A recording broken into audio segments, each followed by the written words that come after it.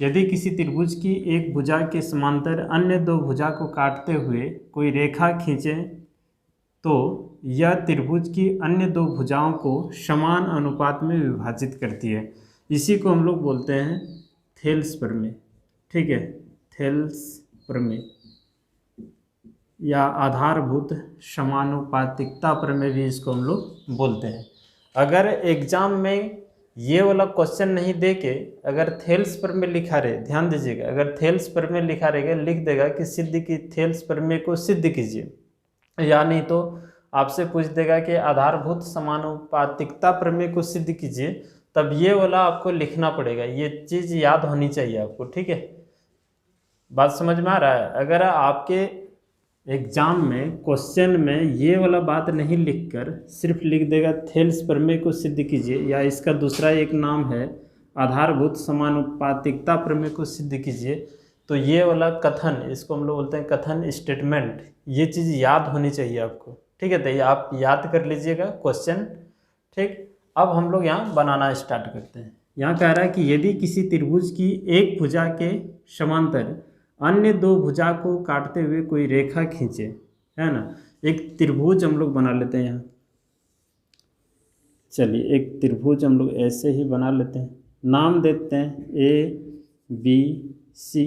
ठीक है, चलिए एक त्रिभुज हम लोग जो बोल रहा है क्वेश्चन में वो कर लिए, है ना।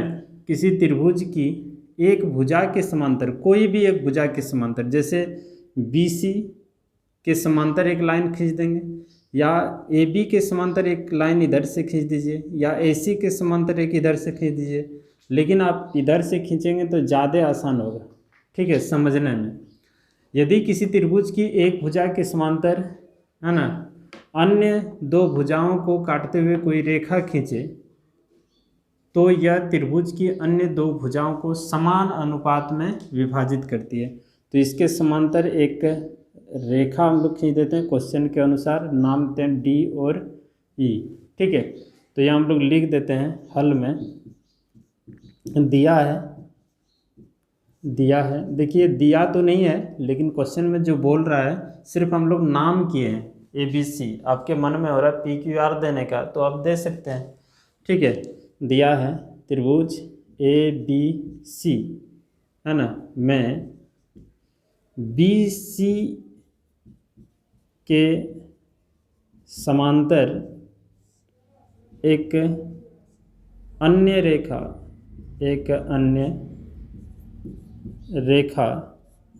DE इस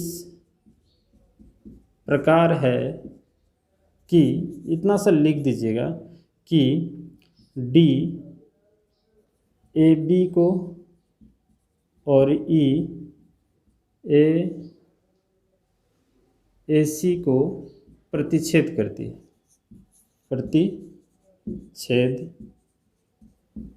है, ठीक है, ये बात आप लोग लिख लीजिएगा अपने से। ठीक है, सिद्ध क्या करना है, तो हम लोगों को यहाँ सिद्ध करना है, देखिएगा ध्यान से, सिद्ध करना है कि AD बटे DB और बराबर में AE बटे EC, ये सिद्ध करना है। ठीक है, थोड़ा सा रचना करना है। रचना क्या करना है, देखिए रचना हम लोगों को करना है कि यहाँ से लंब डाल देते हैं AC पर, यहाँ से लंब डाल देते हैं। रचना को हमेशा डॉट लाइन से दिखाते हैं। चलिए ये लंब डाल दिए, नाम इसका हम लोग N देते हैं, और यहाँ से भी लंब डाल देंगे ऐसे करके, ये लंब, तो इसका नाम M देते हैं। ठीक है, ऐसे, कोई दिक्कत? अब इसको भी हम लोग मिलाते हैं, यहाँ से ये मिल गए, और इसको भी हम लोग यहाँ से मिलाते हैं। ठीक है, ऐसे क्लियर है? तो हम लोग यहाँ लिखेंगे कि DN लंब हम लोग डाल दिए AC पर, है ना, और हम लोग किए क्या कि EM लंब डाल दिए, है ना, E से लंब डाल दिए ए बी पर, ठीक है, लंब डाले। और क्या किए, और हम लोग किए कि बी ई और सी डी को मिलाए। ठीक है, ये काम हम लोग किए यहाँ रचना में। ठीक है, अब यहाँ प्रमाण देते हैं। प्रमाण में हम लोग देंगे, ध्यान से देखिएगा, प्रमाण हम लोग कैसे देंगे। त्रिभुज का क्षेत्रफल क्या होता है, 1/2 आधार गुना ऊंचाई। ये बात आपको जानना चाहिए। तो हम लोग एक एक करके लेते हैं। जैसे ये वाला त्रिभुज ले लेते हैं पहले। ठीक है, ध्यान दीजिएगा, अगर हम इस त्रिभुज को ले लेते हैं तो इसके लिए ये ऊंचाई का काम करेगा। इसको 1 मिनट के लिए भूल जाइए। ये ऊंचाई मान लेते हैं, यही त्रिभुज ऐसे रहता, ऐसे रहता तो ये ऊंचाई होता। ठीक है, यही चीज़ ऊंचाई है। यानी कि यहाँ ई, यहाँ ए और यहाँ डी दे दें तो यहाँ एम हो जाएगा। देखिए, यही त्रिभुज को ऐसे करके घुमा दिए, ऐसे करके, तो ये रूप हुआ। तो ये ऊंचाई हो गया आपका। फार्मूला होता है 1/2 आधार गुना ऊंचाई। ठीक है, तो ये आधार हो जाएगा और ये ऊंचाई हो जाएगा। तो वही काम यहाँ लिखते हैं। त्रिभुज कौन वाला, ए डी ई में, त्रिभुज ए डी ई में। ठीक है, फार्मूला। अच्छा, दोनों एक और त्रिभुज ले लेते हैं एक ही साथ में, यानी तो एक एक करके लिख लेते हैं, फिर बाद में सोचेंगे इसके बारे में। ठीक है, तो यहाँ फार्मूला हम लोग जानते हैं कि एरिया, त्रिभुज का क्षेत्रफल ऐसे लिखा जाता है, ट्राइंगल ए डी ई, त्रिभुज ए डी ई का क्षेत्रफल, इसका मतलब ये हुआ, इसका होता है 1/2 आधार। आधार क्या है, तो ये वाला अभी तुरंत बताए कि ये वाला हो गया आधार ए डी, और ऊंचाई हमारा ये हो गया। यहाँ देखिए, फिगर को ऐसे करके घुमा देना है तो ये हो जाएगा ई एम। इसको समीकरण नंबर 1 मान लीजिए। इसको मिटा देते हैं, रफ किए थे ऐसे ही। ठीक है, अब फिर सोचिए थोड़ा सा, ये वाला त्रिभुज ले लेते हैं। ठीक है, अलग कलर करते हैं इसमें। यहाँ देखिए, हम इस त्रिभुज को ले लेते हैं। गौर कीजिए थोड़ा सा, नाम इसका क्या है, यहाँ बी है। अब हम लोगों को इस त्रिभुज में देखना है, इस त्रिभुज में ये आधार हो जाएगा और इसमें ऊंचाई का काम ये वाला हो जाएगा। यानी कि मान लेते हैं कि कोई त्रिभुज इस तरह से टेढ़ा हो तो इसमें ऊंचाई हम लोग यहाँ से ऐसे रचना करके ये वाला ऊंचाई लिखते हैं। बस उसी तरह से है, इसको सिर्फ समझना है। हम कलर चेंज करके यहाँ बनाते हैं। जैसे ये यहाँ से यहाँ तक देखिए एक त्रिभुज है और ये ऊंचाई है, इसका ऊंचाई जो हम लोग डॉट लाइन से दिखाए हैं, यानी कि रचना किए हुए। ठीक है, तो ये आधार हो जाएगा और ये ऊंचाई हो जाएगा। तो यहाँ हम लोग फिर से लिख देंगे कि area of triangle B D E में, बी देखिए यहाँ इस त्रिभुज में बी डी ई में है ना, बी डी ई है ना, इसका भी लिख देते हैं 1/2 आधार। आधार इसका क्या हो जाएगा, तो बी डी या डी बी लिखिए, डी बी, और गुना ऊंचाई हो जाएगा इसका ये वाला ई एम हो जाएगा। ठीक है, इसको समीकरण नंबर 2। अब समीकरण 1 और 2 को भाग कर देते हैं। समीकरण 1 भगा समीकरण 2, तो यहाँ लिखेंगे एरिया ऑफ ट्राइंगल ये वाला ए, ठीक है, ए डी ई, और यहाँ बटे में त्रिभुज बी डी ई का क्षेत्रफल। तो यहाँ इसका जो है इस पर में 1/2 और यहाँ A D Guna E M, और नीचे में 1/2 डी बी गुना ई एम। ये और ये सब कट गया, ये बचा ए डी बटे डी बी। ये समीकरण नंबर 3 नाम देते हैं। ठीक है, इसी प्रकार से जैसे हम लोग अभी क्या किए, एक त्रिभुज ये वाला लिए, मैंने इसको पूरे को आधार मानते हुए, ठीक है, मैंने इस लाइन की तरफ जितना त्रिभुज बन रहा था उस त्रिभुज के बारे में हम लोग चर्चा किए। ए बी पर कितना त्रिभुज बन रहा था, एक त्रिभुज यहाँ बन रहा था और दूसरा त्रिभुज यहाँ बन रहा था। ठीक है, इसी तरह से इस पार में भी हम लोग देखेंगे, इस पार में भी हम लोगों का त्रिभुज बन रहा है। देखिए यहाँ एक त्रिभुज यहाँ बन रहा है, ठीक है, गौर कीजिएगा। और इसके लिए ऊंचाई अब ये वाला हो जाएगा, इसको 1 मिनट के लिए भूल जाइए, अभी ये वाला ऊंचाई हो जाएगा। और दूसरा त्रिभुज हम लोगों का यहाँ बन रहा है, ये सॉरी, ये तो पहले वाला, ये वाला हो रहा है, ठीक है, यहाँ से लेकर यहाँ तक, ठीक है। तो ये त्रिभुज बन रहा है, इसको भी हम लोग थोड़ा देर के लिए भूल जाते हैं, ये देखिए, ठीक है। तो जो काम हम लोग इस भुजा की ओर किए यहाँ से लेकर यहाँ तक, सेम वही काम इस पर इधर भी करना है, ठीक है। तो उतना नहीं लिखकर हम लोग यहाँ डायरेक्ट लिख देंगे। इसी प्रकार से यहाँ लिख देते हैं, इसी प्रकार से। किस प्रकार से? तो यहाँ से लेकर यहाँ तक जो काम किए बस वही। तो डायरेक्ट यहाँ लिखते हैं एरिया ऑफ ट्राइंगल माने त्रिभुज AED का क्षेत्रफल, या आप ये वाला लिख सकते हैं, कोई फर्क नहीं पड़ता है।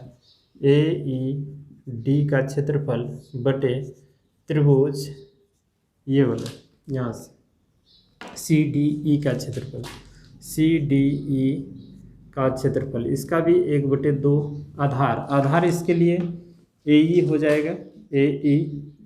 और ऊंचाई ये वाला हो जाएगा, देखिए थोड़ा सा, DN बटे 1/2 गुना, अब इसके लिए आधार हो जाएगा EC, और ऊंचाई इसके लिए फिर यही वाला हो जाएगा DN, ठीक है। ये दोनों कैंसिल, तो बचेगा AE बटे EC, और ये समीकरण नंबर 4 हो जाएगा। ये यहाँ लिखते हैं समीकरण 3 तथा समीकरण 4 से, समीकरण 3 तथा समीकरण 4 से दोनों को आपस में इक्वल करने की कोशिश करते हैं। क्या ये दोनों बराबर है? ये चीज़ हम लोग यहाँ देखते हैं। तो यहाँ एरिया ऑफ ट्राइंगल ADE और बटे में त्रिभुज BDE, ठीक है। और इधर वाला लिखते हैं एरिया ऑफ ट्राइंगल AED, और यहाँ लिख देते हैं त्रिभुज CDE, ठीक है। थोड़ा सा ध्यान दीजिए, हम लोग यहाँ लिखेंगे कि चूँकि area of triangle BDE equal to area of triangle CDE, ऐसा क्यों लिखे? ये दोनों जो है ये इक्वल है, बराबर है। क्यों बराबर है? ये वाला त्रिभुज का क्षेत्रफल और ये वाला त्रिभुज का क्षेत्रफल, ये दोनों ही आपस में बराबर है। क्यों बराबर है? क्योंकि दोनों त्रिभुज का एक ही आधार है, इस त्रिभुज का भी ये वाला आधार है और इस त्रिभुज का यही आधार है, और एक ही समांतर रेखाओं के बीच स्थित है, ठीक है। तो इस कंडीशन में दोनों त्रिभुज का क्षेत्रफल आपस में समान होता है। तो यहाँ लिखेंगे क्योंकि दोनों त्रिभुज का एक ही आधार BC, देखिए BC है, और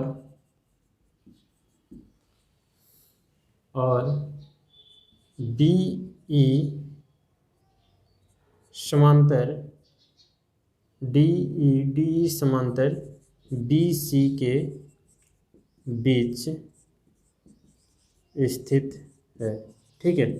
और ऐसा जब होता है तो दोनों त्रिभुज का क्षेत्रफल बराबर हो। अब आप सोचिए, अगर त्रिभुज BDE का क्षेत्रफल और CDE का क्षेत्रफल दोनों आपस में बराबर है, तो इसके जगह पर अगर हम इसको रख दें, ध्यान दीजिएगा, इसके जगह पर अगर हम इसको रख दें तो ये वाला और ये दोनों कट जाएगा, तो बचेगा क्या? ये और ये, यही ना दोनों बचेगा। तो ये दोनों भी आपस में बराबर हो जाएगा। तो इसीलिए हम लोग यहाँ लिख देंगे कि area of triangle ADE equal to area of triangle AED, ये दोनों ही त्रिभुज फिर आपस में बराबर हो गए। अब एक चीज़ बताइए, ऊपर का दोनों त्रिभुज का क्षेत्रफल आपस में बराबर है और नीचे का भी दोनों त्रिभुज का क्षेत्रफल आपस में बराबर है। ऊपर का दोनों त्रिभुज यानी कि हम ये बोल दें कि इसके अनुसार से ये त्रिभुज और ये त्रिभुज का क्षेत्रफल आपस में बराबर है और इसके अनुसार से ये दोनों त्रिभुज का क्षेत्रफल आपस में बराबर है। जब ये और ये दोनों क्षेत्रफल बराबर है और इन दोनों का क्षेत्रफल बराबर है, इसका मतलब इतना बराबर इतना हो गया। ठीक है, ये दोनों बराबर हो गया। इसीलिए हम लोग लिख सकते हैं, जब ये वाला इसका क्षेत्रफल और इसका क्षेत्रफल आपस में बराबर हो जाएगा तो इसका वैल्यू भी आपस में बराबर आना चाहिए। तो इसका वैल्यू कितना आया है, इतना आया है। तो यहाँ लिख दीजिए कि AD बटे DB बराबर, और इसका वैल्यू कितना आया है, तो AE बटे EC। यही हम लोगों को प्रूव्ड करना था। ठीक है, ये प्रूव्ड हो गया। ठीक है, तो इस तरह से आपको बनाना है। क्लियर है? एक बार इसको आप लोग देख लीजिए, बहुत ही इम्पोर्टेंट है। बस इतना सा ध्यान में रखना है कि कैसे इसको बनाएंगे। ठीक है, तो पहले किसी एक आधार को सेलेक्ट कीजिए, या तो इधर वाला या तो इधर वाला। तो हम लोग किए इस वाला को, और एक त्रिभुज यहाँ निकल रहा था, इसके लिए ऊंचाई ये हो गया। फिर दूसरा हम लोग यहाँ से ले लिए और इसके लिए ऊंचाई ये वाला हो गया। ठीक है, दोनों के लिए यही ऊंचाई होगा। और दूसरे तरफ फिर इधर करेंगे तो यहाँ लिख देंगे इसी प्रकार से, और यहाँ से डायरेक्ट। और ये वाला बात ज़रूर लिखिएगा, ये बात आपको भी पता होना चाहिए। 9th में हम लोग सिद्ध भी किए हैं। ये दोनों समांतर रेखा है और इसके बीच में दो गो त्रिभुज है, एक त्रिभुज यहाँ से ऐसे और दूसरा त्रिभुज यहाँ से ऐसे। तो जब दो समांतर रेखाओं के बीच कोई त्रिभुज बन रहा है, दो त्रिभुज या तीन त्रिभुज या जितना भी त्रिभुज इसके बीच में बनेगा, ठीक है, और आधार सेम ही होना चाहिए, तो ये त्रिभुज समांतर त्रिभुज, ये दोनों त्रिभुज का क्षेत्रफल क्या होगा, बराबर होगा। ठीक है, तो इसको एक बार ध्यान से देख लीजिए बढ़िया से। देखिए, ये क्वेश्चन बहुत ही इम्पोर्टेंट है। जैसे हम लोग वहाँ पढ़े थेल्स प्रमेय, उसी तरह से इसको हम लोग एक तरह से बोल सकते हैं क्षेत्रफल प्रमेय। इसमें क्षेत्रफल से रिलेटेड जो क्वेश्चन बनता है इसी प्रमेय के आधार पर बनता है। तो हम इसको शॉर्ट में बोल सकते हैं क्षेत्रफल प्रमेय। ठीक है, ये ध्यान में रखिएगा। और यहाँ से ऑब्जेक्टिव क्वेश्चन बनने का संभावना बहुत ही अधिक होता है, ये चीज़ आप लोगों को ध्यान में रखना चाहिए। देखिए, कह रहा है कि सिद्ध करें कि दो समरूप त्रिभुज के क्षेत्रफलों का अनुपात उनकी संगत भुजाओं के वर्गों के अनुपात के बराबर होते हैं। ये प्रमेय NCERT में देखेंगे तो 6.6 में मिलेगा। ठीक है, और हम क्लास में भी आप लोगों को बता चुके हैं 6.6, और वहाँ भी बोले थे बहुत ही इम्पोर्टेंट है ये सब प्रमेय। ठीक है, 4 प्रमेय का नाम दिए थे, 6.1, 6.6, 6.7, 6.8। ठीक है, तो ध्यान दीजिएगा। सिद्ध करें कि दो समरूप त्रिभुजों के क्षेत्रफल का अनुपात उनकी संगत भुजाओं के वर्गों के अनुपात के बराबर होते हैं। दो समरूप त्रिभुज हम लोग यहाँ बना लेते हैं, एक त्रिभुज यहाँ बना लेते हैं। ठीक है, नाम देते हैं A, B और C। एक और त्रिभुज यहाँ बना लेते हैं, इसका नाम देते हैं PQR। ठीक है, दो त्रिभुज, और ये दोनों त्रिभुज आपस में समरूप है। क्वेश्चन में ही कह रहा है, तो हल में हम लोग यहाँ लिखेंगे, दिया है कि त्रिभुज ABC समरूप त्रिभुज PQR, ये लिख दिए। अगर ये दोनों त्रिभुज समरूप है तो संगत कौन बराबर होना चाहिए, शुरू का शुरू वाला कौन A बराबर कौन P, कौन यही लिख देते हैं, जगह कमी है, कौन P, यहाँ देखिए B बराबर कौन P और कौन C बराबर कौन R, ये इतना होना चाहिए। और अगर ये दोनों त्रिभुज समरूप है तो संगत भुजाएं समानुपाती होनी चाहिए, वो बाद में लिख लेंगे। अभी यहाँ देखिए थोड़ा सा सिद्ध करना है। क्या सिद्ध करना है? सिद्ध करना है हम लोगों को कि एरिया ऑफ ट्रायंगल, माने त्रिभुज ABC ए बी सी का क्षेत्रफल और त्रिभुज पी क्यू आर का क्षेत्रफल बराबर संगत भुजाओं की, यहाँ देखिए क्षेत्रफल का अनुपात उनकी संगत भुजाओं के वर्गों के अनुपात के बराबर होते हैं। संगत भुजा, इसके संगत भुजा में ए बी और ये हो जाएगा पी क्यू के वर्ग कर देंगे, फिर बराबर बी सी बटे क्यू आर का वर्ग कर दीजिए, फिर यहाँ ए सी बटे पी आर का वर्ग कर देंगे। ऐसे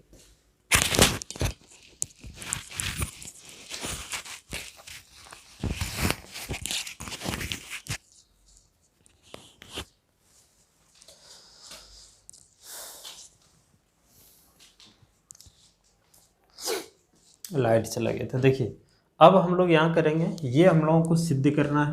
अब थोड़ा सा रचना कर लेते हैं। रचना में क्या करेंगे, थोड़ा सा ध्यान दीजिएगा। यहाँ बस कुछ करना नहीं है, यहाँ से लंब डाल देना है, ठीक है। लंब डाल दिए, ये एम नाम देते हैं इसका, और यहाँ से लंब डाल देते हैं हम लोग, इसका नाम एन देते हैं, ठीक है, एन नाम देते हैं। तो यहाँ हम लोग रचना में लिखेंगे कि ए एम लंब डाल दिए बी सी, और हम लोग काम किए कि पी एन लंब डाल दिए क्यू पर लंब डालें, ठीक है, ये चीज़ डाल दिए लंब। अब हम लोग एक एक त्रिभुज को लेके चलते हैं, ठीक है। जैसे सबसे पहले तो हम लोग यहाँ काम करेंगे समरूप करने का, तो समरूप कर लेते हैं प्रमाण में, या फिर पहले हम दोनों त्रिभुज का क्षेत्रफल निकाल लेते हैं। तो क्षेत्रफल निकालना है तो यहाँ प्रमाण में लिख दें area of triangle A B C बटे त्रिभुज पी क्यू आर का क्षेत्रफल। तो इसका ऊपर वाला हो जाएगा 1/2, आधार हो जाएगा आपका बी सी और ऊंचाई हो जाएगा ए एम, ठीक है, बटे 1/2 आधार, दूसरे तरफ त्रिभुज में आधार हो जाएगा क्यू आर और ऊंचाई हो जाएगा पी एन। ये समीकरण यहाँ नहीं, अभी ये कटेगा तो कटा लेते हैं।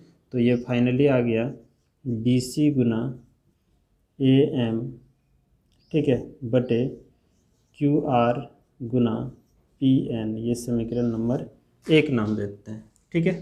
यहाँ देखिए area of triangle A B C और बटे में area of triangle P Q R, समीकरण नंबर 1 दे दिए। अब हम लोग क्या करेंगे, या तो ये वाला त्रिभुज को या इधर वाला त्रिभुज, ये दोनों त्रिभुज को हम लोग समरूप कर लेते हैं। इधर वाला कीजिए या तो ये वाला जो छोड़ दिए वाइट वाला, ये है ना, तो दोनों साइड को हम लोग समरूप कर लेते हैं।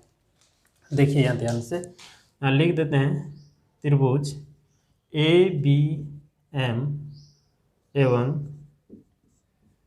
त्रिभुज पी क्यू एन, ये वाला और ये वाला त्रिभुज में देखिए ये कौन और ये कौन संगत कौन है, यहाँ से हम लोगों को मिल रहा है। देखिए तो दिया हुआ है, तो यहाँ लिख देते हैं हम लोग कौन बी बराबर कौन क्यू, संगत कौन, संगत कौन, ठीक है। कहाँ से, तो ये दिया है क्वेश्चन में, ये दिया हुआ है, ठीक है, ध्यान रखिएगा।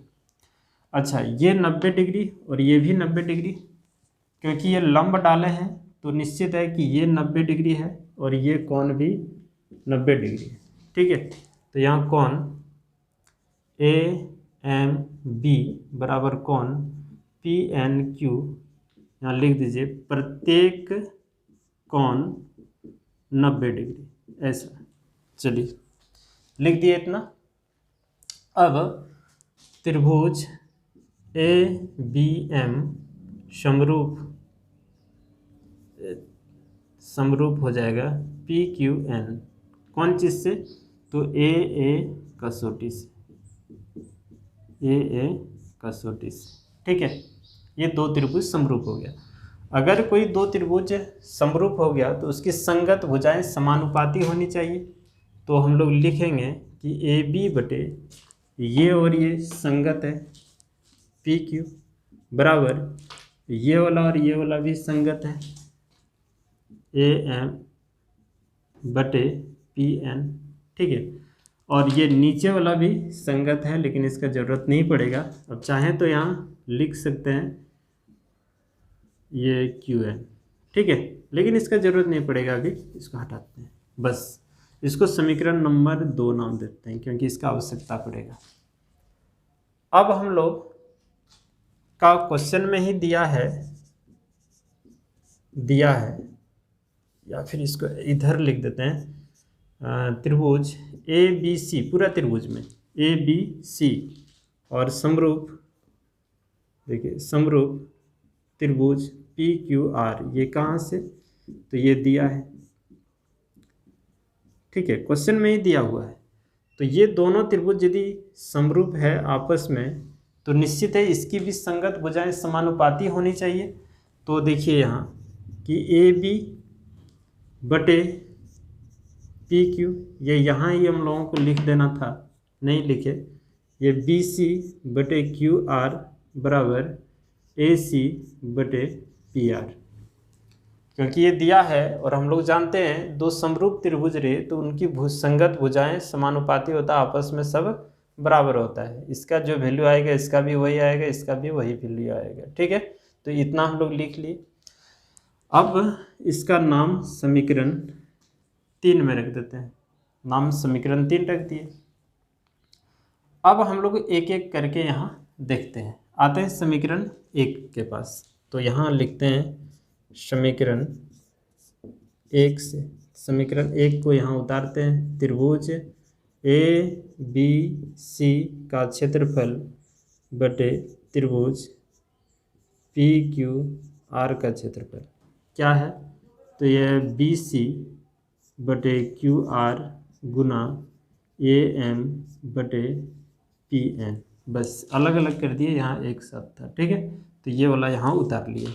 अब यहाँ देखिए करना क्या है, समीकरण 2 में क्या है, तो ए एम बटे पी एन, ए एम बटे पी एन बराबर यहाँ क्या है ए बी बटे पी क्यू। तो इसके जगह पर इसको लाके यहाँ रख दें, तो हम लोग इसको रख देंगे तो ये हो जाएगा बी सी बटे क्यू आर गुना ए बी बटे पी क्यू। ये कहाँ से किए हम लोग, तो ये समीकरण नंबर 2 से ऐसे लिख देना है, ठीक है। फिर एक बार बदल देते हैं। अब यहाँ देखिए बी सी बटे क्यू आर, यहाँ भी बी सी बटे क्यू आर, और यहाँ बराबर में है ये बी बटे पी क्यू और यहाँ ए बी बटे पी क्यू। तो इसको हटाकर ये वाला बात हम लोग यहाँ रख सकते हैं, ठीक है, क्योंकि ये दोनों आपस में क्या है बराबर है। तो इसको यहाँ अगर हम लोग रख देंगे तो ये बन जाएगा हम लोगों का यहाँ ए बी बटे क्यू आर गुना ए बी बटे पी क्यू, और ये दोनों सेम हो गया तो इसको हम लोग ऐसे लिख देंगे। अब जगह ही नहीं है तो थोड़ा सा यहाँ तक आप लोग स्क्रीनशॉट ले लीजिए, हम थोड़ा सा उधर रफ करते हैं, ठीक है। यहाँ भी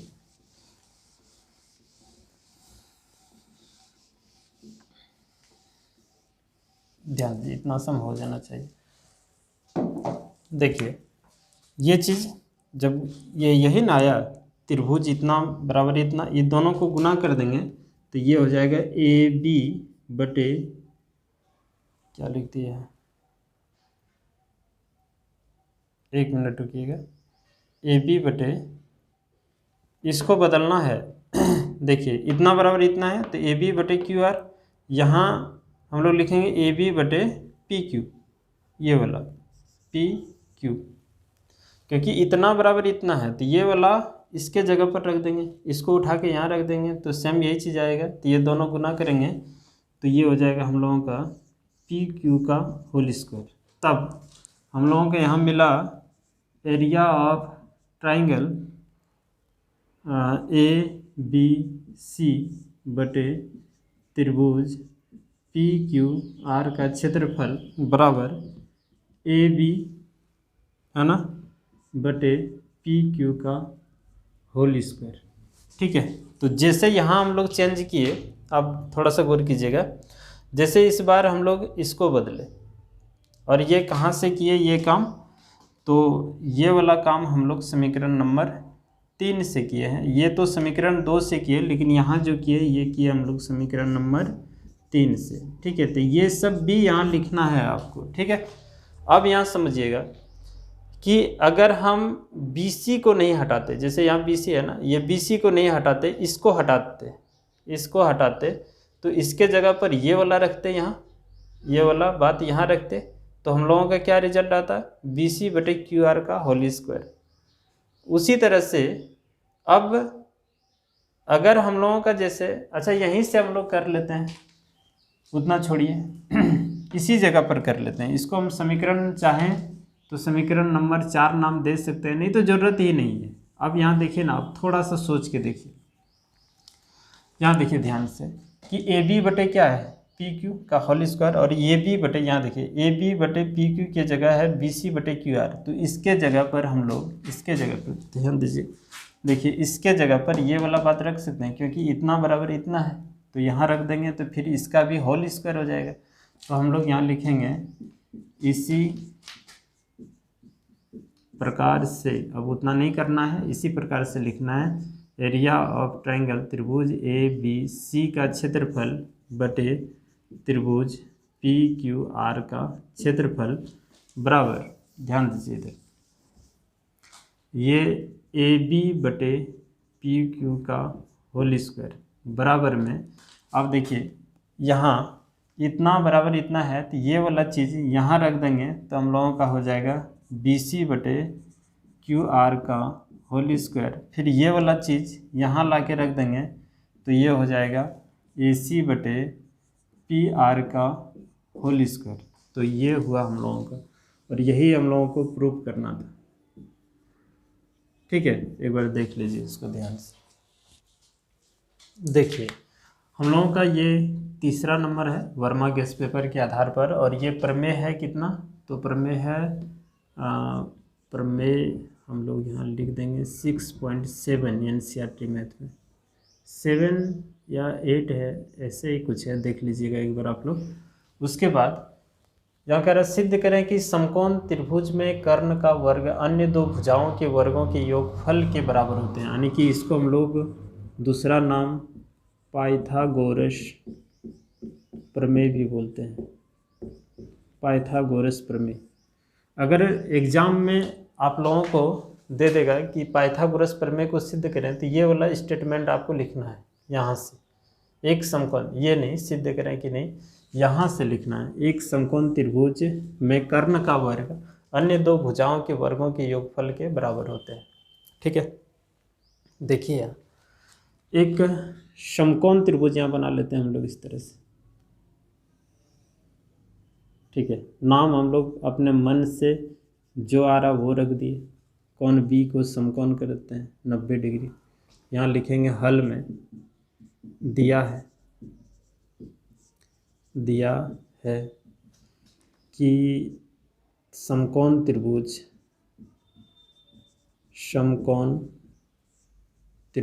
ABC में कोण B समकोण है, यानी कि कोण B 90 डिग्री है। ठीक है, ये बात लिख दिए। अब यहाँ सिद्ध करना है हम लोगों को, सिद्ध करना है, क्या सिद्ध करना है, कह रहा है कि समकोण त्रिभुज में कर्ण का, देखिए समकोण के सामने जो होता है ये कर्ण कहलाता है, ये तो सबको पता होना चाहिए। कर्ण का वर्ग अन्य दो भुजाओं के वर्गों के योगफल के बराबर होते हैं। ठीक है, ये बात हम लोगों को सिद्ध करना है। तो हम लोग यहाँ लिखते हैं कि AB² प्लस BC² बराबर AC²। ये दो भुजा, अन्य दो भुजा हुआ, और ये कर्ण हुआ, कर्ण का वर्ग करेंगे तो ये दोनों भुजाओं के वर्गों के योगफल के बराबर होने चाहिए। ये हम लोगों को सिद्ध करना है। ठीक है, वही कह रहा है कर्ण का वर्ग अन्य दो भुजाओं के वर्गों के योगफल के बराबर होने चाहिए। अब इसको आप ऐसे लिख दीजिए, क्या फ़र्क पड़ता है, हम इसको AC² बराबर AB² प्लस BC² लिख देंगे, तो क्या दिक्कत है, कोई दिक्कत नहीं, आगे पीछे लिख दें। ठीक है, तो कर्ण का वर्ग अन्य दो भुजाओं के वर्गों के योगफल के बराबर। थोड़ा सा इसमें रचना करना है। क्या रचना करना है इसको ध्यान से देखिए। कोण बी से लंब डाल देते हैं AC पर और नाम इसका देते हैं D। ठीक है। अच्छा, नाम देने में घबराना नहीं है, कोई भी नाम दे दीजिए। तो इस तरह का मतलब 90 डिग्री इधर भी, 90 डिग्री यहाँ, और ये पूरा तो 90 डिग्री है पहले से। ठीक है। तो यहाँ लिख देंगे कि BD लंब AC पर डाले। जब लंब डाले तो आपको ये ध्यान में आना चाहिए कि वो दोनों 90 डिग्री हो गया। प्रमाण देते हैं। देखिए, प्रमाण हम लोग यहाँ लिखते हैं कि एक छोटा त्रिभुज ले लेते हैं और एक बड़ा त्रिभुज ले लेते हैं। ठीक है। तो छोटा त्रिभुज जब ले लेंगे और एक बड़ा त्रिभुज ले लेते हैं, या फिर ये पूरे त्रिभुज और एक छोटा त्रिभुज ले लेते हैं, जैसे लेना है। तो त्रिभुज ABC एवं त्रिभुज ADB, एक त्रिभुज हम पूरा ले लिए समकोण त्रिभुज, और एक समकोण त्रिभुज ये वाला ले लिए। ठीक है। तब हम लोग यहाँ दोनों त्रिभुज को समरूप करेंगे। कैसे समरूप होगा देखिए, ये बड़ा वाला त्रिभुज में ये कोण 90 डिग्री है, कोण B, और ये छोटा त्रिभुज में ये कोण 90 है, तो कोण D केवल नहीं लिख सकते, D मतलब ये पूरा आ जाएगा। ठीक है। तो इसको लिखिए ADB, यहाँ लिख देते हैं प्रत्येक कोण 90 डिग्री, ऐसे। अब केवल B क्यों, इसको हम ABC लिख देते हैं, क्या दिक्कत है। ठीक है, ऐसे ये कोण का सिंबल है। उसके बाद ये बड़ा त्रिभुज में ये वाला कोण और छोटा B त्रिभुज का ये कोण दोनों सेम ही है। कोण A बराबर कोण A, इसको हम लोग बोलते हैं उभयनिष्ठ कोण। उभयनिष्ठ मतलब बड़ा त्रिभुज में भी ये कोण आता है और ये छोटा त्रिभुज में भी ये कोण आता है। तब जाकर हम लोग यहाँ लिखेंगे ABC समरूप त्रिभुज ADB। कौन चीज़ से, A कसौटी से या समरूपता नियम से। ठीक है, ये हो गया। जब दो त्रिभुज समरूप हो तो उसकी संगत भुजाएं समानुपाती होनी चाहिए। तो हम लोग यहाँ लिखने का तरीका देखिए कि AB ये समकोण है बड़ा त्रिभुज में, तो समकोण के सामने वाला भुजा ले लेते हैं AC। तो यहाँ लेते हैं AC बटे A का इसका लंब ले लेते हैं। ठीक है, ये पूरे त्रिभुज का ये वाला रिलेशन हम लोग ले लेते हैं लंब, यानी कि AB। सॉरी देखिए, इसके सामने वाला भुजा ले लिए हम लोग। ठीक है, तो छोटा त्रिभुज में भी कर्ण लेना है। तो ये समकोण है तो इसके सामने वाला ये कर्ण हो जाएगा AB। फिर बराबर ये बड़े त्रिभुज में एक भुजा लंब, इसको ले लेते हैं AB। फिर ये छोटा त्रिभुज का लंब हो जाएगा AD, यहाँ ले लेते हैं AD। ठीक है, क्रॉस गुना कर देंगे, तो क्रॉस गुना कर देंगे तो ये हो जाएगा आपका AC गुना AD, और बराबर में यहाँ AB गुना AB करेंगे तो AB स्क्वायर, समीकरण नंबर 1। जैसे काम हम लोग यहाँ किए उसी तरह से फिर काम करेंगे। एक त्रिभुज ये वाला और फिर ये छोटा वाला त्रिभुज। ठीक है, तो यहाँ हम लोग लिख देते हैं एक बात, थोड़ा सा रुकिए। देखिए, त्रिभुज ABC एवं त्रिभुज ये छोटा वाला त्रिभुज, आप जिधर से लेना चाहे BDC लिखिए, CDB लिखिए, कोई फर्क नहीं पड़ता, BDC में। ठीक है, अब यहाँ देखिए फिर वही समरूप करेंगे। तो इसका ये कोण B और इधर वाले कोण BDC, यहाँ लिख दीजिए प्रत्येक कोण 90 डिग्री का। ठीक है, ऐसे। उसके बाद ये बड़ा त्रिभुज में ये वाला कोण आता है और ये छोटा त्रिभुज में भी ये कोण आता है, यानी कि कोण C दोनों में है। कोण C बराबर कोण C, तो इसको हम लोग बोलते हैं उभयनिष्ठ कोण, मतलब दोनों में आ रहा है, इसीलिए इसको हम लोग उभयनिष्ठ कोण बोल रहे हैं। ठीक है, तब यहाँ लिखेंगे त्रिभुज ABC समरूप त्रिभुज BDC A समरूपता से। ठीक है, तब अब यहाँ देखिए कोण बी के सामने वाला ये हो गया आपका लंब AC। ये छोटा त्रिभुज में यहाँ 90 डिग्री बना रहा है, इसके सामने वाला ये लंब हो गया, सॉरी लंब बोल रहे हैं, कर्ण हो गया ये। ठीक है, बड़ा त्रिभुज में ये 90 डिग्री है तो ये हो गया कर्ण, और ये छोटा त्रिभुज में ये वाला कर्ण हो गया। ठीक है, तो यहाँ लिख देंगे बटे BC। अब फिर सोचना है, अगर ये त्रिभुज को ऐसे करके घुमा दिया जाए तो ये लंब का काम करेगा। इसको अगर हम लोग ऐसे करके घुमा दें, यानी कि नाम बदल दें, ऐसे भी समझिए, इसको हम लोग ऐसे घुमा देंगे तो ये कहीं ना कहीं ये इस तरह से नज़र आएगा ऐसे। ठीक है, तो C ऊपर चला जाएगा, यहाँ B और यहाँ A आ जाएगा, तो ये वाला हो जाएगा आपका इस बार लंब।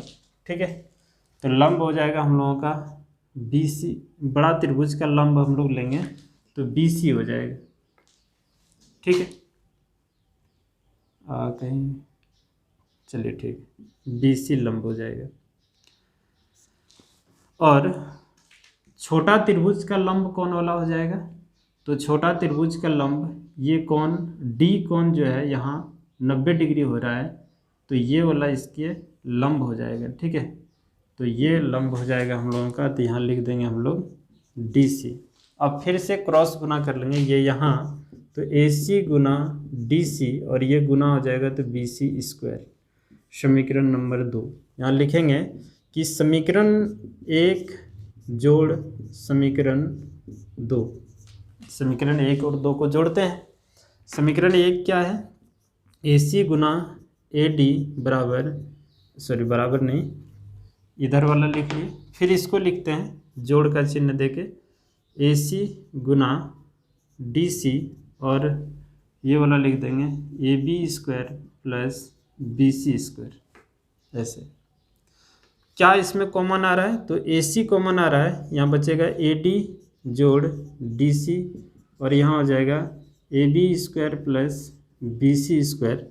अब यहाँ देखिए AC गुना AD जोड़ DB, AD जोड़ DB, तो पूरा मिला के क्या हो जाएगा AC हो जाएगा, तो यहाँ लिख देंगे AC और इधर AB स्क्वायर जोड़ BC स्क्वायर। ये दोनों गुना है तो स्क्वायर कर देंगे, है ना, गुना में पावर जुड़ता है, तो ये हो जाएगा AB square plus BC square. और यही हम लोगों को प्रूव्ड भी करना था। ठीक है, इसको एक बार आप लोग देख लीजिए बढ़िया से, बहुत ही इम्पोर्टेंट क्वेश्चन है। ठीक है, बड़ा एक और इसी का एक विलोम है, उल्टा है, उसको भी देख लेते हैं। उसमें हम लोगों को एक समकोण त्रिभुज दिया हुआ रहेगा और साबित करना होगा कि ये कोण जो है ये 90 डिग्री है, ये साबित करना है। ठीक है, चलिए देखिए, ये जो क्वेश्चन है लास्ट क्वेश्चन है त्रिभुज का, यानी वर्मा गैस पेपर जो हम लोग पढ़ रहे हैं इसमें ये लास्ट क्वेश्चन है। और ये जो क्वेश्चन है ये कह रहा है कि सिद्ध करें कि किसी त्रिभुज में यदि एक भुजा का वर्ग अन्य दो भुजाओं के वर्गों के योग के बराबर हो तो पहली भुजा के सामने का कोण समकोण होते हैं। पहली भुजा मतलब हो गया कर्ण, पहली भुजा मतलब हम बोल सकते हैं कर्ण। ठीक है, कि सामने का कोण समकोण। अच्छा, ये प्रमेय जो है इसको हम लोग बोलते हैं पाइथागोरस प्रमेय का विलोम, है ना, उल्टा पाइथागोरस प्रमेय का। ठीक है, तो ये चीज़ है, यहाँ दे रखा है हम लोगों को कि एक त्रिभुज है, नाम देते हैं ABC, और ये जो है ना यहाँ कह रहा है ये सिद्ध करें कि किसी त्रिभुज में यदि एक भुजा का वर्ग अन्य दो भुजाओं के वर्गों के योग के बराबर है। एक भुजा का वर्ग कर देंगे, यहाँ दिया है, लिख देते हैं हम लोग, दिया है कि AC स्क्वायर बराबर AB square plus BC square, ये दिया हुआ है।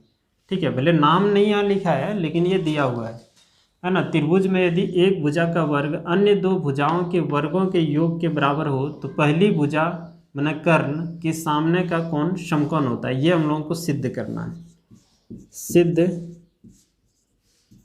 करना है, क्या सिद्ध करना है कि कोण बी जो है ये 90 डिग्री है, ये सिद्ध करना है। एक रचना करते हैं सेम इसी त्रिभुज के जैसा, सेम टू सेम रचना करना है।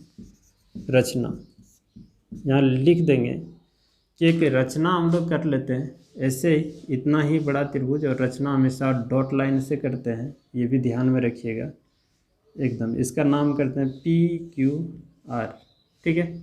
सेम ये जितना बड़ा है ये भी उतना है, ये जितना है ये भी उतना ही है, और ये समकोण त्रिभुज हम लोग रचना में करते हैं कि एक समकोण त्रिभुज PQR इस प्रकार खींचे, थोड़ा इस प्रकार खींचे कि PQ जितना है उतना ही AB है, और QR जितना है उतना ही BC है, और कोण PQR जो है ये 90 डिग्री है। ये हम लोग रचना में काम किए, ठीक है। अब प्रमाण देते हैं। प्रमाण बहुत ही इजी है, मुश्किल नहीं है, थोड़ा सा ध्यान दीजिए। प्रमाण में त्रिभुज PQR में, ठीक है, पाइथागोरस अगर ये कोण 90 है तो ये समकोण त्रिभुज हुआ, और पाइथागोरस प्रमेय लगा देंगे इसमें, तो ये हो जाएगा PR² बराबर PQ² प्लस QR का स्क्वायर। ये बात हम कहाँ से लिखे, तो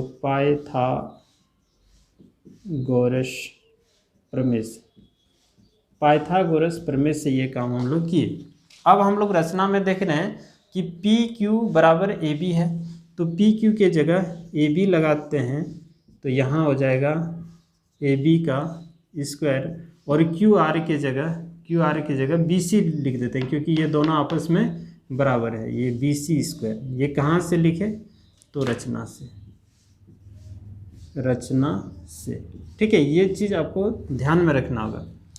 अब यहाँ दिया हुआ है हम लोगों का AC² बराबर AB² प्लस BC², ये दिया है, ठीक है। यानी तो हम यही समीकरण 1 मान लेते और ये समीकरण 2। अब गौर कीजिए, अगर इतना बराबर इतना है और इतना बराबर इतना है, ये दोनों तो सेम ही है। अब चाहें तो यहीं समीकरण नंबर 1, और थोड़ा जगह अगर हम बचाना चाहें तो यहाँ समीकरण 1 कर देते हैं और यहाँ समीकरण नंबर 2 कर देते हैं, तो ये नहीं लिखना पड़ता हम लोगों का, ठीक है। अब यहाँ लिख देंगे कि समीकरण नंबर 1 तथा समीकरण नंबर 2 से समीकरण 1 2 को मिलाइए। देखिए AB² प्लस BC², यहाँ भी AB² प्लस BC², मतलब इतना बराबर अगर इतना है और यहाँ इतना बराबर अगर इतना है, इसका मतलब ये साइड वाला दोनों अगर बराबर हो सकता है तो इधर भी बराबर होगा, इसीलिए इसको हम लोग ले जाके यहाँ पुट कर देंगे। तब यहाँ लिख देंगे कि AC² बराबर PR², स्क्वायर से स्क्वायर कैंसिल, तो हो जाएगा AC बराबर PR। समीकरण नंबर 3 नाम देते हैं इसका। अब ये दोनों त्रिभुज को सर्वांगसम करते हैं, यहाँ लिख देते हैं त्रिभुज ABC, ठीक है, एवं त्रिभुज PQR में। ध्यान दीजिएगा थोड़ा सा, रचना में हम लोग क्या देख रहे हैं, रचना में हम लोग देख रहे हैं कि AB बराबर PQ, ये कहाँ से, तो ये रचना से, ठीक है। फिर रचना से हम लोग क्या देख रहे हैं, तो BC बराबर QR, यहाँ देखिए ना ये, और फिर ये वाला, ये भी हम लोग रचना से ही किए हैं। और यहाँ समीकरण AC बराबर PR, ये काम हम लोग कहाँ से लिए हैं, तो समीकरण 3 से, ठीक है। तब त्रिभुज ABC सर्वांगसम हो गया त्रिभुज PQR। सर्वांगसम मतलब हूबहू ये जो है सेम, ये भी उसी तरह का है, यानी कि इसको उठा के इसके ऊपर रख दें तो पूरा पूरा चिपक जाएगा, एकदम पूरा कंप्लीट। तो ये एस सर्वांग समता नियम से जब दो त्रिभुज सर्वांगसम है यानी कि पूरी तरह से कंप्लीट है, यानी इसको उठा के इसके ऊपर रख दें तो पूरा अगर कवर कर ले, ढक ले, तो ये कोण जितना होगा ये भी कोण उतना ही होना चाहिए। तब यहाँ लिखेंगे कोण बी बराबर कोण Q, C P C T से, ये चीज़ आपको आना चाहिए, corresponding parts of congruent angle. अब कोण बी का मान निकालना था और कोण क्यू रचना में हम लोग 90 डिग्री लिए हैं, है ना, कि कोण क्यू बराबर 90 डिग्री, ये रचना से, ठीक है। और यही चीज़ हम लोगों को प्रूव्ड करना था, ठीक है। और यहीं से ये पूरा कंप्लीट हुआ हम लोगों का त्रिभुज वर्मा गेस पेपर का। एक बार देख लीजिए इसको। आज शाम में आप लोगों का इम्पोर्टेंट क्वेश्चन मिल जाएगा, ठीक है। और देवघर के जो भी करीबी स्टूडेंट हैं, जो भी नज़दीक में हैं, वो हमारे ऑफलाइन कोचिंग में आके टेस्ट दे सकते हैं। कोचिंग का नाम है संघर्ष एजुकेशन सेंटर, यहाँ लिख देते हैं संघर्ष एजुकेशन सेंटर देवघर लिखिएगा, ठीक है। आप मैप के माध्यम से भी आ सकते हैं, तो इसको एक बार आप लोग देख लीजिए ध्यान से। और अगर इच्छुक हैं तो आके टेस्ट दीजिएगा, बस टेस्ट का फी जमा करना होगा, क्योंकि उसमें क्वेश्चन जीरोक्स वगैरह कराने का हम घर से तो नहीं करा सकते हैं, ये आप लोगों को देना होगा, ठीक है। तो चलिए आज हम लोग यहीं रखते हैं, फिर कल हम लोग निर्देशांक ज्यामिति के ऊपर बात करेंगे। और एक बात, इस बार पॉलिटेक्निक का आप लोग सबको ही फॉर्म भर देंगे जो हमारे वीडियो को देख रहे हैं, और हमारे YouTube चैनल के माध्यम से आप लोग अपना कोर्स पूरा कर सकते हैं। और आज हम लोगों का 12th का बैच स्टार्ट होने वाला था, जो नहीं हो पाएगा कुछ काम पड़ जाने के कारण। अब वो चीज़ हम बुधवार से या तो शुक्रवार से कर पाएंगे, ठीक है। चलिए धन्यवाद।